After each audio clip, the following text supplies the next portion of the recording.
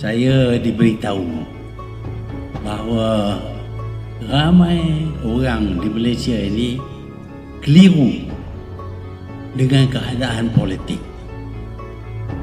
Mereka lihat politik ini dah kosong, tak tentu arah, tak pernah jadi perkara yang sebegini, iaitu parti yang menang kalah, parti yang kalah menang.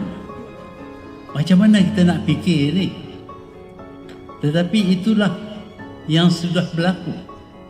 Parti yang menang sekarang ni tak jadi kerajaan, parti yang kalah jadi kerajaan. Kita ingin tahu kenapa dia jadi sebegini.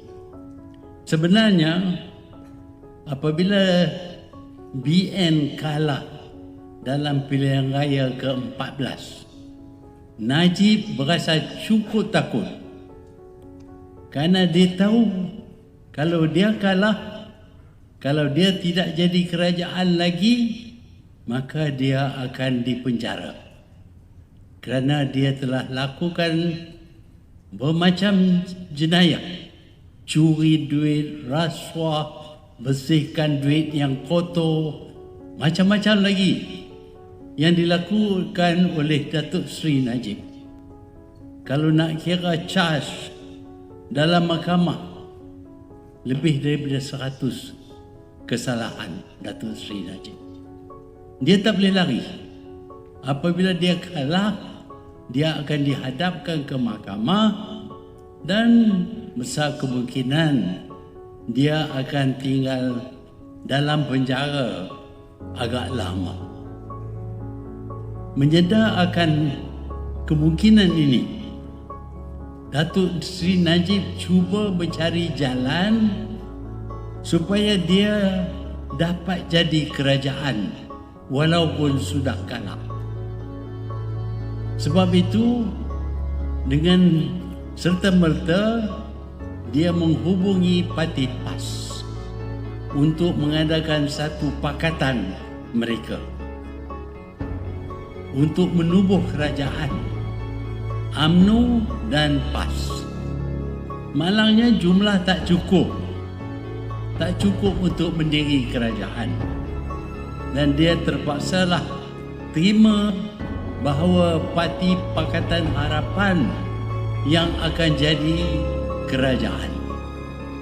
Tetapi dia tidak berhenti daripada percubaan untuk menjadi sebahagian daripada kerajaan juga. Maka dia telah mengeluarkan pendapat-pendapat yang amat menarik. Katanya dia bosku. Kita pun heran, apa dia bosku ni? Rupa-rupanya bila jadi bos, curi pun tak apa. Jadi kata dia, apa nak malu? Yang curi ni bosku, tak malulah. Jadi pemimpin pun boleh, jadi Perdana Menteri pun boleh, kerana dia bosku. Satu lagi pendapat yang dia bawa untuk menakutkan orang Melayu. Kononnya dalam kerajaan ini terdapat parti DAP. Parti DAP ini akan hancurkan orang Melayu.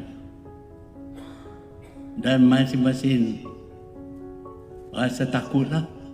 Ramai nak tengok DAP nak hancur Melayu ni.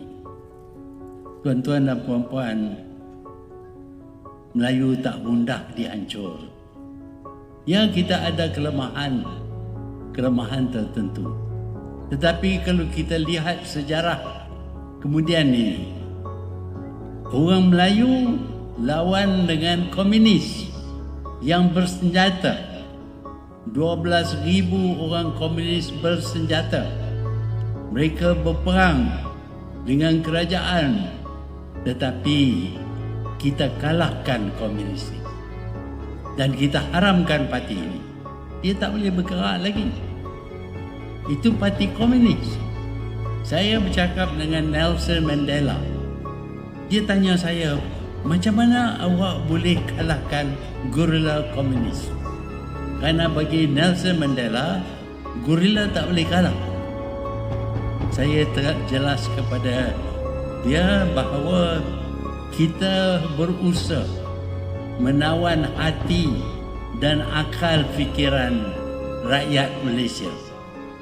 Sebab itu, by winning the hearts and minds of the people, maka orang sokong kita dan kita dapat tewaskan komunis. Itu orang Melayu. Tak mudah dihancur. Bahkan yang lawan mereka itu yang hancur.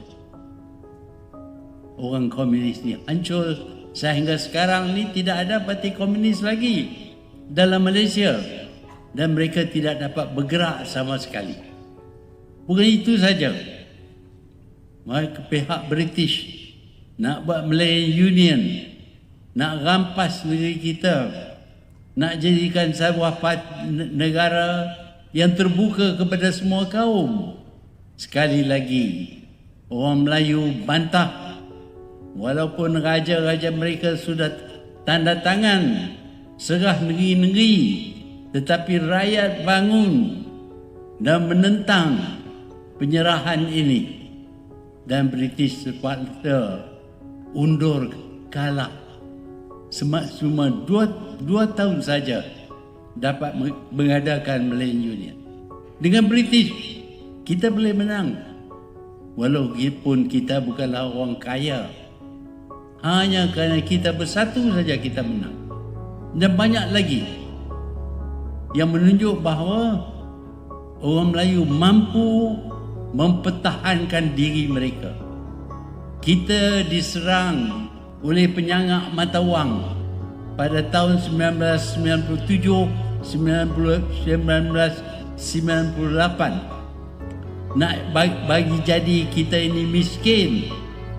Apabila miskin, kita terpaksa minta bantuan dan kita terpaksa serah ekonomi kita kepada IMF dan World Bank. Kita tidak tunduk. Kita patahkan serangan mereka. Kita buat cara kita untuk pulihkan negara kita dan kita berjaya. Ini 3 contoh. Banyak lagi contoh yang boleh saya tunjuk bahawa walaupun orang Melayu ini ternampak lemah, tetapi mereka sebenarnya mampu mempertahankan diri mereka dan tak mungkin mereka dihancur oleh sebuah parti politik. Bandingkanlah, Empire British tak boleh lawan.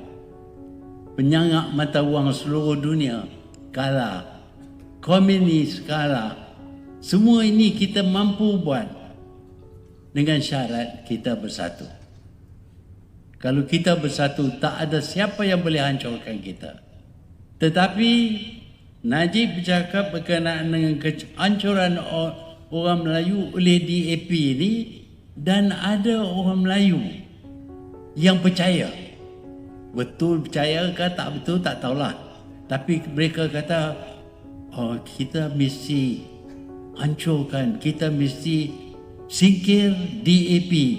Kerana DAP dalam kerajaan Pakatan Harapan ini menguasai Pakatan Harapan. Tak benar, tuan. Mereka tidak menguasai. Saya tak perlu nak cerita panjang, tetapi saya boleh cerita panjang tentang pengalaman saya semasa jadi Perdana Menteri dalam kerajaan PH.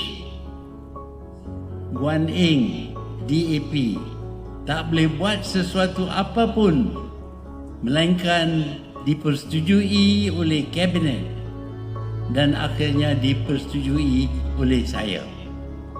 Saya tak bersetuju kalau mereka buat sesuatu yang merugikan orang Melayu. Inilah kuasa yang ada kepada orang Melayu.